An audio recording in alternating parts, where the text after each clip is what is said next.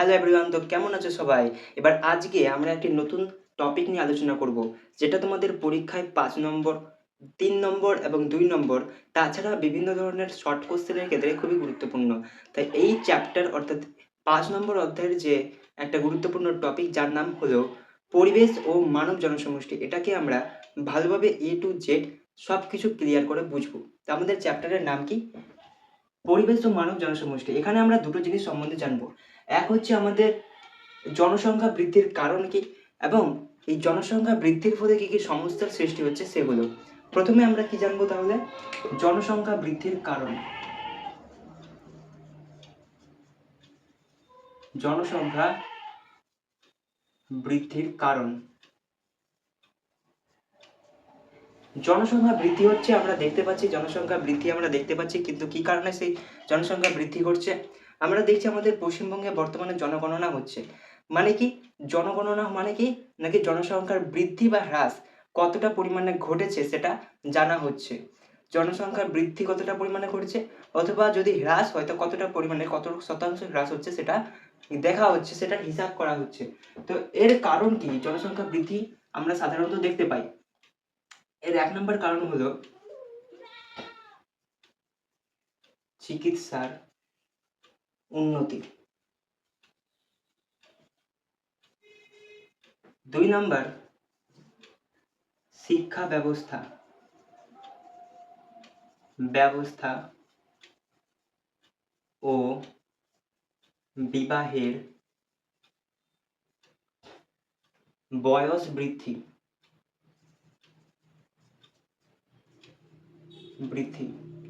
বিবাহের বয়স বৃদ্ধি। আর আর আমরা দেখতে পাই খাদ্য উৎপাদনে উন্নতি।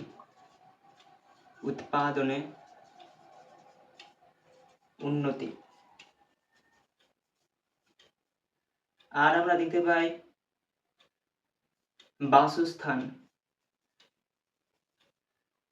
বাসস্থানের উন্নতি।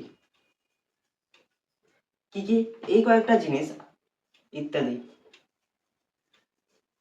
এগুলো দেখো, জনসংখ্যা বৃদ্ধির কারণ কি? এক হচ্ছে তোমার চিকিৎসার উন্নতি। আমরা জানি যে আগেকার যুগে মানুষরা চিকিৎসার অভাবে মারা যেতেন। চিকিৎসা পর্যাপ্ত পরিমাণে ভালো মতো চিকিৎসা না হওয়ার কারণে তারা তাদের বিভিন্ন রোগের কারণে আগেকার যুগের মানুষরা কি হতো? মারা যেত। কিন্তু এখন কি হচ্ছে? চিকিৎসার যেহেতু উন্নতি হচ্ছে, চিকিৎসা ব্যবস্থার যেহেতু আগের থেকে অনেকটা বর্তমানে উন্নত, তাই কি হচ্ছে? সাধারণ কোনো মানুষ যে কোনো রোগের কারণে সহজে মারা যাচ্ছে না, চিকিৎসা ব্যবস্থার কারণে তারা আবার সুস্থ হয়ে উঠছে। তো এটা একটা কারণ জনসংখ্যা বৃদ্ধির। আর কি? শিক্ষা ব্যবস্থার উন্নতি ঘটছে, শিক্ষা ব্যবস্থার প্রচার হচ্ছে, সব জায়গায় বর্তমানে শিক্ষা ব্যবস্থা রয়েছে। শিক্ষা ব্যবস্থার কারণে সাধারণ মানুষ শিক্ষা অর্জন করছে, তার ফলে তাদের জনসংখ্যা বৃদ্ধি আরো ঘটছে। বিবাহের বয়স বৃদ্ধির কারণে জনসংখ্যার বৃদ্ধি ঘটে। তারপরে হচ্ছে খাদ্য উৎপাদনের উন্নতি। খাদ্যের অভাবে মানুষ আর মারা যাচ্ছে না, খাদ্যের অভাব আর তেমন দেখা যাচ্ছে না।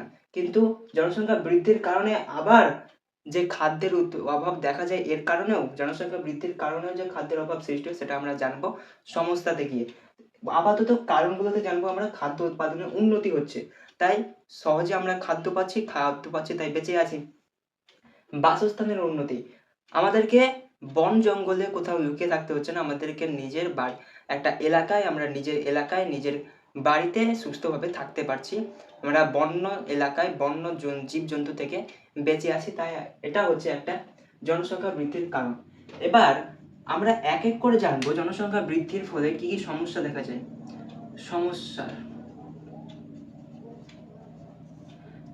এর ফলে আমরা কি কি সমস্যা দেখতে পাবো? 1 নম্বরে আমরা যেটা দেখবো সেটা হচ্ছে প্রাকৃতিক সম্পদ এর অতি ব্যবহার ও তার হ্রাস। কি কি? প্রাকৃতিক সম্পদের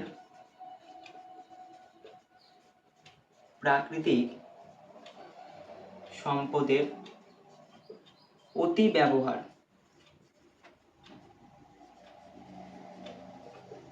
ও তার হ্রাস। দেখো, প্রাকৃতিক সম্পদ, এই যে প্রাকৃতিক সম্পদ, এটা কি? এটা আমাদের সীমিত জিনিস। এটা আমাদের সীমিত জিনিস। উদাহরণস্বরূপ আমি একটু পরে বোঝাবো। এই প্রাকৃতিক সম্পদের অতি ব্যবহার হচ্ছে কেন? জনসংখ্যা যেহেতু ধীরে ধীরে বৃদ্ধি পাচ্ছে, তার কারণে কি হচ্ছে, হ্রাস হচ্ছে। এবার একটা যদি উদাহরণ দিয়ে আমি তোমাদের বোঝাই, এই যে এই গ্লাসে এক গ্লাস জল আছে, এটা ধরো কোনো একটা এলাকার, এই জলটা কোনো একটা এলাকার নির্দিষ্ট পরিমাণ জল। এবার এই জল 10 জন মানুষ আরামসে পান করতে পারছে, সহজে তারা এই জলকে ব্যবহার করতে পারছে। কিন্তু 10 জনের জায়গায় যদি 20 জন, অর্থাৎ জনসংখ্যা যদি বৃদ্ধি করা হয়, তারা এই জল এর ব্যবহার কমে যাবে। মানে জলের পরিমাণ তারা অল্প অল্প করে পাবে। 10 জন এই জলটাকে যতটা পরিমাণে ব্যবহার করতে পেত, 20 জন মিলে একে অল্প পরিমাণে ব্যবহার করতে পারবে। মানে এর কি হবে, পরিমাণটা ধীরে ধীরে কমবে। 20 জনের জায়গায় যদি আরো 30 জন হয়ে যায়, তাহলে এর পরিমাণ আরো কমবে।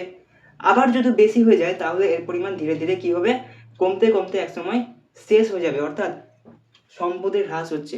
জল একটা এমন সম্পদ যা ছাড়া মানুষ বাঁচতে পারবে না, কোনো জীবই বাঁচতে পারবে না। তাই এই যে জল, এটা একটা খুব সাধারণ উদাহরণ যে প্রাকৃতিক সম্পদ, জলের পরিমাণ কিন্তু বাড়ছে না। জল যতটা পরিমাণে আছে ততটা পরিমাণেই থাকবে। জল যতটা পরিমাণে আছে ততটা পরিমাণেই থাকবে, তার আর পুনরায় তার সৃষ্টি হচ্ছে না। জলের পুনরায়, আমরা যেটা জল পান করি, পানযোগ্য যে জল, সেটার পুনরায় সৃষ্টি হচ্ছে না। এর উদাহরণস্বরূপ আরেকটা আমরা দেখতে পাই, কয়লা খনি। কয়লা কিন্তু যতটা পরিমাণে মাটির নিচে আছে ততটাই আছে, সেটাকে আমরা বের করছি, সেটার ব্যবহার করছি, তার হ্রাস হচ্ছে, কিন্তু তার আর পুনরায় সৃষ্টি হচ্ছে না। এর ফলে কি হচ্ছে, এই যে জিনিসপত্রগুলো, যেগুলো সীমিত জিনিস, যেগুলো অফুরন্ত নয়, অর্থাৎ যেগুলো আনলিমিটেড নয়, যেগুলো লিমিটেড, সেগুলোকে বলছি আমরা প্রাকৃতিক সম্পদ। তাকে বলছি আমরা প্রাকৃতিক সম্পদ। এই প্রাকৃতিক সম্পদের অতি ব্যবহার ঘটছে কেন? জনসংখ্যা বৃদ্ধির কারণে। জনসংখ্যা বৃদ্ধি যত পাচ্ছে, অতি ব্যবহার করছে। ব্যবহার তো ঘটছেই, তার সঙ্গে অতিরিক্ত পরিমাণে ব্যবহার করছে, তার ফলে এর হ্রাস হচ্ছে। একেই বলছি আমরা 1 নম্বর সমস্যা, যে প্রাকৃতিক সম্পদের অতি ব্যবহার ও তার হ্রাস। এবার আরেকটা সমস্যা আমরা দেখতে পাবো, যেটা হচ্ছে অরণ্যের বিনাশ ও বাস্তুতন্ত্রের ক্ষয়। কি? 2 নম্বর, অরণ্যের বিনাশ ও বাস্তুতন্ত্রের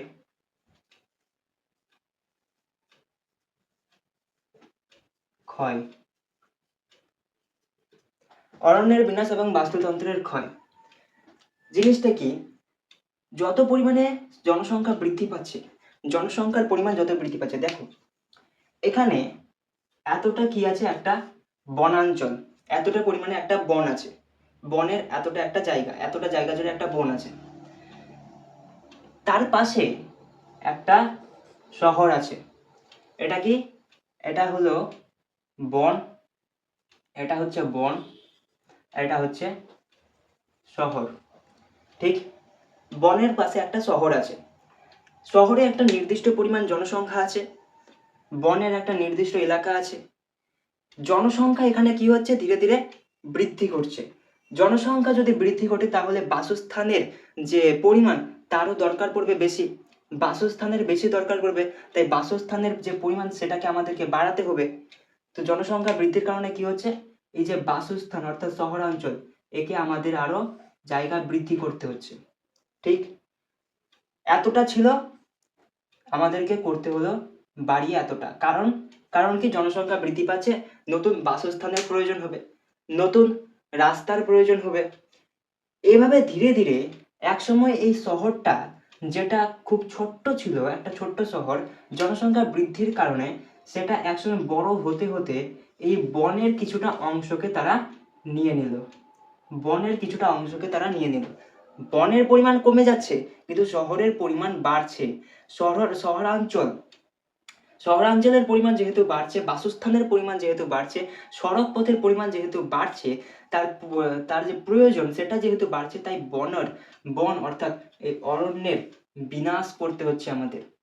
এর ফলে অরণ্যের মধ্যে যে বাস্তুতন্ত্র ছিল, যে উদ্ভিদগুলো, যেগুলো ধীরে ধীরে কি হচ্ছে, বিলুপ্ত হয়ে যাচ্ছে, তাকেই বলছি আমরা বাস্তুতন্ত্র। উদ্ভিদ উদ্ভিদ জগৎ, আরও বিভিন্ন ধরনের প্রাণী জগৎ, যে সমস্ত পাখিগুলো যেগুলো আমরা আগে দেখতে পেতাম কিন্তু এখন দেখতে পাচ্ছি না, সেগুলো কেন হ্রাস পাচ্ছে ধীরে ধীরে, কেন আমরা দেখতে পাচ্ছি না?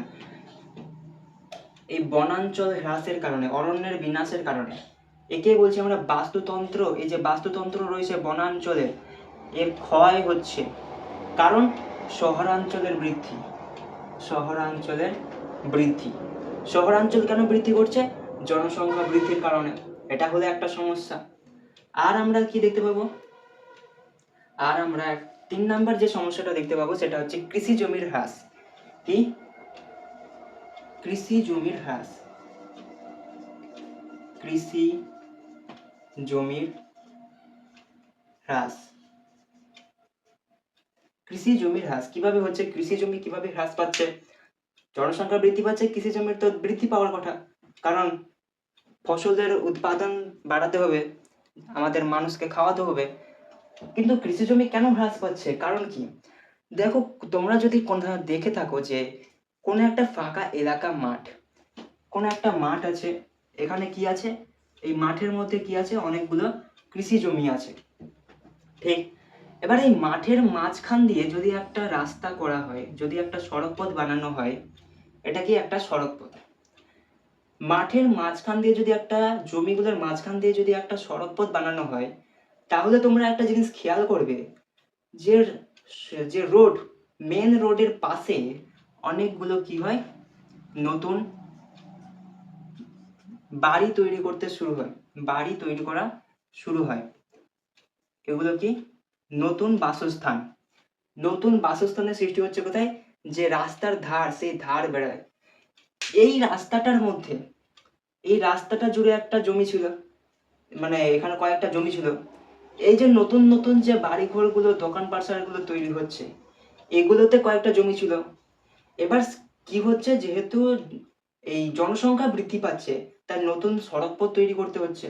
সড়কপথ তৈরি করলে যে জনসংখ্যা অতি পরিমাণে রয়েছে, তারা এই মাঠ, এই ফাঁকা এলাকায় এসে, যেখানে জমি কৃষিকাজ করা হতো, সেই এলাকায় এসে তারা নতুন নতুন বাড়িঘর তৈরি করছে। এর ফলে সেখানে যে কৃষি জমিটা ছিল, কৃষি জমির পরিমাণ যদি থাকতো এতটা, কৃষি জমির পরিমাণ যদি ছিল এতটা, তাহলে সেটা কমে গিয়ে হয়ে যাচ্ছে এতটা। কৃষি জমি হ্রাস পাচ্ছে। তো এই যে হ্রাসটা পেলো, তাহলে কৃষি জমির যদি হ্রাস পায়, ফসল উৎপাদন কমে যাবে। ফসল উৎপাদন কমে যাবে। ফসল উৎপাদন কমে গেলে এই যে জনসংখ্যা, আমরা যে জনসংখ্যা বৃদ্ধি হচ্ছে আমাদের, তার খাদ্যাভাব দেখা যাবে। ফসল উৎপাদন হবে না, ফসলের শাকসবজির দাম বৃদ্ধি পাচ্ছে। কেন বৃদ্ধি পাচ্ছে আমরা বুঝছি না কেন? এই জনসংখ্যা বৃদ্ধির কারণেই। জনসংখ্যা বৃদ্ধির কারণেই এই যে ফসল, ফসল যেখানে উৎপাদন করা হতো, তার পরিমাণ কমে যাচ্ছে। ফসলের পরিমাণ যদি কমে, তাহলে ফসলের শাকসবজির দামও বাড়বে, দামও বাড়বে। এটা হচ্ছে একটা সমস্যা। আর আমরা যেটা সমস্যা দেখতে পাবো 4 নাম্বারে, সেটা হচ্ছে তোমাদের মিষ্টি জলের যে অভাব, সেটা দেখা যাবে। মিষ্টি জলের কিভাবে অভাব দেখা যায়? 4 নাম্বার কি? মিষ্টি জল, জলের অভাব। মিষ্টি জলটা কি, এটা আমাদের জানতে হবে। এই মিষ্টি জল, মিষ্টি জল জিনিসটা কি? আমরা যে জলটা পান করি, পৃথিবীতে অনেক 3 ভাগ জল আছে, 1 ভাগ স্থল আছে। আমরা জানি কি 3 ভাগ জল, 1 ভাগ স্থল। তো জলের পরিমাণ কিভাবে কমছে দাদা? জলের পরিমাণ কেন কম? অবশ্যই কম, কারণ 3 ভাগ জলের মধ্যে যে 100% জল আছে কি না, এই যে 100%, এখানে লিখি 100% জল, এর মধ্যে, এর মধ্যে মাত্র 3% জল মিষ্টি, বা যাকে আমরা বলি মিষ্টি জল।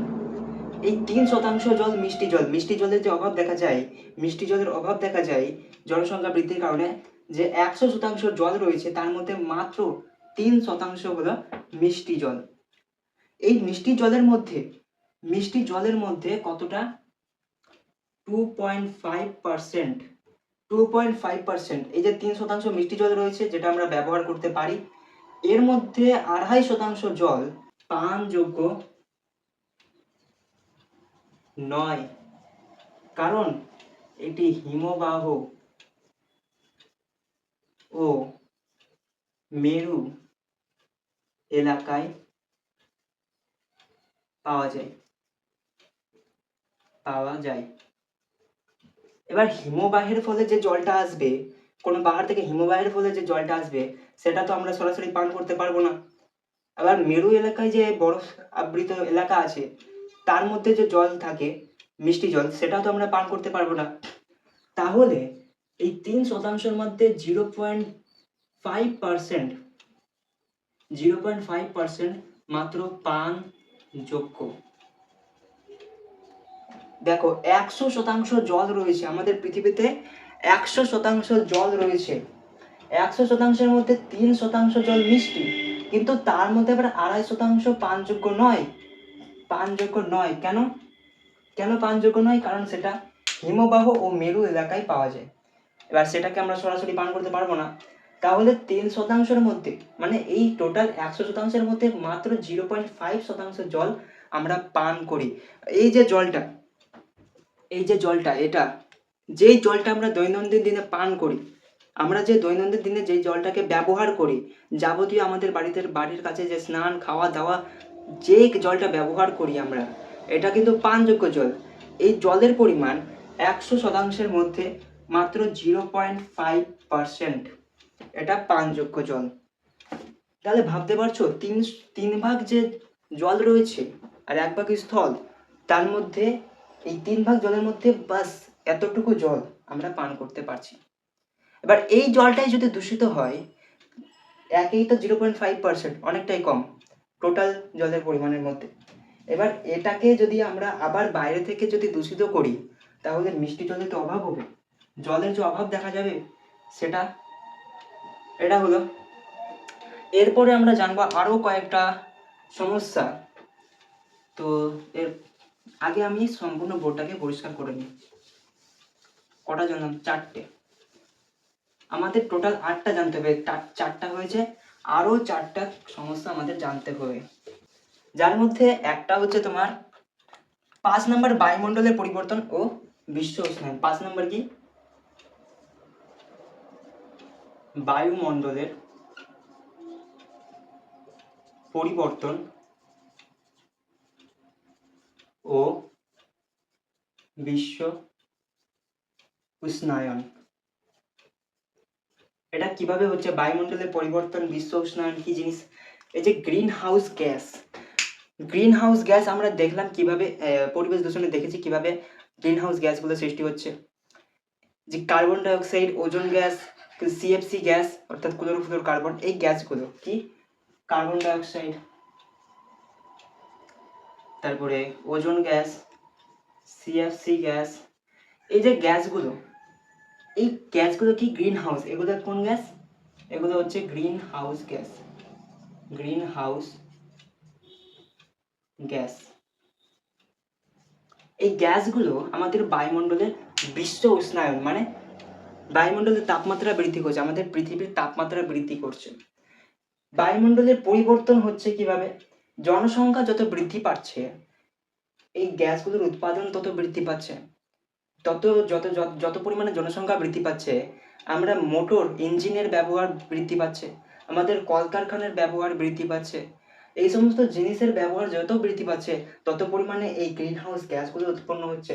এই গ্যাসগুলো যত পরিমাণে উৎপন্ন হচ্ছে, তত পরিমাণে বায়ুমণ্ডলের যে স্বাভাবিক অবস্থা, স্বাভাবিক যেটা আমরা নর্মাল, যেটা আমাদের পৃথিবীর পক্ষে সহনযোগ্য, তার থেকে অধিক পরিমাণে অসহনযোগ্য হয়ে যাচ্ছে।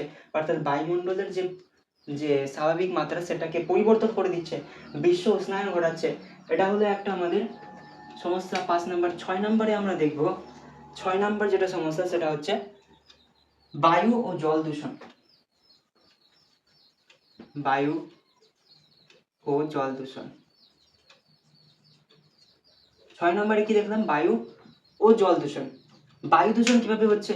যত পরিমাণে আমরা যানবাহন ব্যবহার করছি, আমরা জনসংখ্যা যদি বৃদ্ধি পায়, যানবাহনের পরিমাণ বৃদ্ধি পাচ্ছে, যানবাহন থেকে নির্গত ধোঁয়া বায়ু দূষণ করছে। কলকারখানার পরিমাণ বৃদ্ধি পাচ্ছে, কলকারখানার সংখ্যা বৃদ্ধি পাচ্ছে, কলকারখানার ব্যবহারের যে প্রয়োজন সেটা বৃদ্ধি পাচ্ছে, কলকারখানা থেকে নির্গত যে ধোঁয়া, সেটা বায়ু দূষণ ঘটাচ্ছে। জল দূষণ কিভাবে ঘটাচ্ছে? একটা পানযোগ্য জল কোথাও রয়েছে, কোথাও পানযোগ্য জল রয়েছে, ধরে নাও এই গ্লাসের মধ্যে এই যে পানযোগ্য জল আছে, এই জলের মধ্যে যদি আমি কিছুটা পরিমাণে যদি আমি দূষক মিশিয়ে দিই, তাহলে কি হচ্ছে, যে জলটা কিছুক্ষণ আগে পানযোগ্য ছিল, সেটা এখন কি হলো, দূষিত জলে পরিণত হলো। এই জলটা আর পানযোগ্য থাকলো না। তেমনই কলকারখানার ব্যবহারের পরিমাণ বৃদ্ধি পাচ্ছে, আবর্জনার পরিমাণ বৃদ্ধি পাচ্ছে, জিনিসপত্রের যত আমরা ব্যবহার করছি তত পরিমাণে আবর্জনা সৃষ্টি হচ্ছে। এবার সেগুলো যখন মিষ্টি জলে গিয়ে পড়ছে, 0.5% পরিমাণে যে জলটা রয়েছে তার মধ্যে যখন গিয়ে পড়ছে, সেটাকে আমরা দূষিত করছি। এবার যে জলটাকে আমরা ব্যবহার করব, আমরা যে জলটাকে খাই, যে জলটা আমাদের পানযোগ্য, সেটাকে যদি আমরা নিজেরাই দূষিত করি, তাহলে তো জল দূষণ ঘটছে। জল দূষণ ঘটলে জলের অভাব একসঙ্গে দেখা যাবে, এটা একটা। আর কি দেখতে পাবো আমরা, আরেকটা হচ্ছে জলাভূমির ধ্বংস।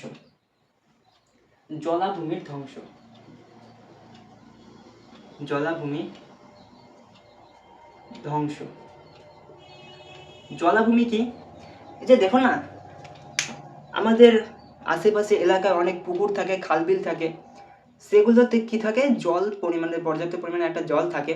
পুকুর, খালবিল, নদী, এই সমস্ত জায়গায় যে জলটা থাকছে, সেই পুকুর একটা নির্দিষ্ট পরিমাণে পুকুরে যে জলটা থাকছে, সেই জলটাতে যদি কোনো পরিমাণে দূষক মিশে থাকে, ধীরে ধীরে প্রক্রিয়াকরণের মাধ্যমে সেই দূষকটা জলের সঙ্গে আলাদা হয়ে একসময় মাটির সঙ্গে মিশে যাবে। পুকুরের সঙ্গে যে মাটি, সেই মাটিতে মিশে যাবে। অর্থাৎ পুকুর, নদী, খাল, বিল, এ সমস্ত যে জিনিস, জলাভূমিগুলো যেগুলো বড় জলাভূমি, সেগুলো কি করে, জলকে দূষণ মুক্ত করতে সাহায্য করে। এবার যত পরিমাণে জনসংখ্যা বৃদ্ধি পাচ্ছে, জলাভূমির পরিমাণ আমরা কমিয়ে দিচ্ছি, কারণ আমাদের বাসস্থানের জায়গার দরকার, আমাদের বাস করার জায়গার প্রয়োজন। তাই আমরা কি করি, জলাভূমিকে বন্ধ করে দিই। জলাভূমি যদি বন্ধ হয়ে যায়, তাহলে যে দূষক জল, তার পরিমাণ আমরা সেটাকে বিশুদ্ধ করতে পারবো না। মানে সেই জলটাকে আর দূষণমুক্ত করবে না কে, জলাভূমি যেটা দূষণমুক্ত করতো সেটা আর করবে না। এইভাবে জলাভূমির ধ্বংসের কারণেও কিন্তু অনেক ক্ষতি দেখা যায়। অর্থাৎ জনসংখ্যা বৃদ্ধির ফলে জলাভূমি ধ্বংস হয়, এটা আমাদের একটা সমস্যা, জলাভূমি ধ্বংস। আর লাস্ট একটা আমরা দেখবো, যেটা হচ্ছে এই যে জিনিসগুলো আমরা দেখছি কিনা, পয়েন্টগুলো আমি শুধু দিচ্ছি, জাস্ট পয়েন্ট লিখলে কিন্তু হবে না পরীক্ষায়। বইটা খুলে দেখবে পয়েন্টের সঙ্গে উত্তরগুলো ভালোভাবে সাজানো আছে, যেটা আমি মুখে বলে দিচ্ছি, সেই জিনিসগুলো তোমাদের পড়তে হবে। 8 নম্বর কি, খাদ্যাভাব মানে খাদ্যের অভাব। কিভাবে দেখা যাচ্ছে, জনসংখ্যা যত বৃদ্ধি পাচ্ছে, খাদ্যের তো উৎপাদন হওয়ার কথা, কিন্তু খাদ্যের পরিমাণ কিভাবে কমে যাচ্ছে। আমি উদাহরণস্বরূপ এটা নিয়ে এসেছি, কেউ হাসবে না কিন্তু, ঠিক আছে। এটা একটা ধরে নাও কোনো একটা এলাকার খাদ্যের পরিমাণ, এটা একটা নির্দিষ্ট খাদ্যের পরিমাণ। এই খাদ্যটা 10 জন মিলে ভালোভাবে খাচ্ছিল। এবার যদি 10 জনের জায়গায় 20 জন হয়, যেভাবে আমি জলের ক্ষেত্রে দেখালাম, সেইভাবে এটাতেও কোনো একটা নির্দিষ্ট এলাকার খাদ্যের পরিমাণ, এটা মোট খাদ্যের পরিমাণ, এতটা পরিমাণে খাদ্য আছে, এটাকে 10 জন আরামসে এই পরিমাণ খাদ্য খাচ্ছিল, ব্যবহার করছিল। যদি 20 জন মানুষ আসে, তাহলে এই খাদ্যের পরিমাণ ধীরে ধীরে কমবে। আর 10 জন যতটা পরিমাণে খাদ্য পাচ্ছিল, 20 জন মিলে তার থেকে কম পরিমাণে খাদ্য পাবে। এবার যদি আরও বেশি পরিমাণে যায়, যদি 30 জন যায়, খাদ্যের পরিমাণ তো কমছে, তার সঙ্গে কি হচ্ছে, 20 জন মিলে যে খাদ্যটা পাচ্ছিল, যে পরিমাণে খাদ্যটা তারা পাচ্ছিল, 30 জন মিলে তার চেয়ে কম পরিমাণে খাদ্যটা পাবে। এইভাবে খাদ্যের অভাব আমরা দেখতে পাবো। অর্থাৎ খাদ্যের উৎপাদন তো হচ্ছে না, আমরা দেখলাম না কৃষি জমির হ্রাস হচ্ছে, খাদ্যের যে দ্রব্যমূল্য সেটা তো বৃদ্ধি পাচ্ছে, কিন্তু খাদ্যের নতুন উৎপাদন হচ্ছে না, কারণ কৃষি জমির হ্রাস হচ্ছে। আমাদের যত ধন দৌলত বাড়ছে, আমরা যে যাবতীয় যেগুলো মানুষের বেঁচে থাকার জন্য প্রয়োজনীয়, সেগুলো কাজ করা ছেড়ে দিচ্ছি। এবার যারা করছে তারা খুব অল্প পরিমাণে আছে। এবার যে অল্প পরিমাণ মানুষ যে অল্প পরিমাণে ফসল উৎপাদন করছে, অল্প একটা জায়গায় কৃষি জমির হ্রাস হচ্ছে, তো সেই ফসলের পরিমাণ খুব কম, সেই দানা শস্যের পরিমাণ খুব কম, শস্যের পরিমাণ, দ্রব্যমূল্য বৃদ্ধি পাচ্ছে। আর যেহেতু শস্যের ফসল মানে খাদ্যের যে পরিমাণ সেটা স্থির থেকে যাচ্ছে, আর জনসংখ্যার পরিমাণ যেহেতু বৃদ্ধি পাচ্ছে তাই খাদ্যের অভাব দেখা যায়। এই হলো আমাদের কয়েকটা। আর 2023, এখানে আমরা একটা জিনিস জেনে রাখবো, 2023-এর রিপোর্ট অনুযায়ী প্রায় 345 মিলিয়ন বা 34.5 কোটি মানুষ কোথায় ছিল? খাদ্যাভাব। মানুষের খাদ্যাভাব দেখা যায়। খাদ্যাভাব দেখা গেছে 2023-এর যে রিপোর্ট অনুযায়ী, 2023-এ যে হিসাব হয়েছিল খাদ্যাভাবের ক্ষেত্রে, সেই হিসাব অনুযায়ী 345 মিলিয়ন, এক বছরে 345 মিলিয়ন, বা যাকে আমরা বলি 34.5 কোটি বা 34.5 কোটি মানুষের খাদ্যাভাব দেখা যায়। তো কতটা পরিমাণে খাদ্যাভাব এর সংখ্যা বৃদ্ধি পাচ্ছে? কৃষি জমির হ্রাস পাচ্ছে, তার সঙ্গে ফসলের পরিমাণ, ফসলের দ্রব্যমূল্য বৃদ্ধি পাচ্ছে, আর যে খাদ্যের পরিমাণ সেটা সীমিত থেকে যাচ্ছে, কিন্তু জনসংখ্যার পরিমাণ বৃদ্ধি পেয়ে যাচ্ছে। এই হচ্ছে আমাদের পরিবেশ ও মানব জনসমষ্টি। এটা তোমরা অবশ্যই 5 নম্বরের কোশ্চেনের জন্য এই পুরোটাকে মানে রেডি করে রাখবে। তার সঙ্গে শর্ট কোশ্চেনের জন্য ভালোভাবে খুঁটিয়ে লাইন বাই লাইন বইটাকে পড়বে। আর এই যে পয়েন্টগুলো, শুধু পয়েন্ট মনে রাখলে কিন্তু হবে না, পয়েন্টের সঙ্গে যে উত্তরগুলো দেওয়া আছে বই লাইন বাই লাইন, দেখবে ভালোভাবে বই লেখা থাকবে, সেগুলো কিন্তু অবশ্যই রাখবে, সেগুলোই লিখতে হবে। পয়েন্ট দিলে শুধু নাম্বার দিবে না, তোমাকে ব্যাখ্যা করে প্রতিটা পয়েন্ট লিখতে হবে। 5 নম্বরের জন্য 5টা পয়েন্ট, যদি বলে 5টা উল্লেখ করে 5টা দিতে পারো, 6-7টা তোমার মন, ভালোভাবে গুছিয়ে লিখতে হবে, তাহলেই কিন্তু 5-এ 5 এই ধরনের কোশ্চেনগুলো তো পাওয়া যাবে। আর যদি 3-2 নাম্বারের দেয়, তাহলে যেভাবে লিখতে হয় সেটা তোমরা সেভাবে লিখবে।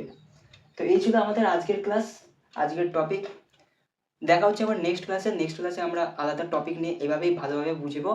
আর আজকে আমি কতটা বুঝাতে পারলাম তোমরা অবশ্যই কমেন্টে জানাবে, একটা ভালো কমেন্ট করে দিবে। আর যদি কোথাও বুঝতে সমস্যা থাকে তাহলে কমেন্টে আমাকে জিজ্ঞেস করবে।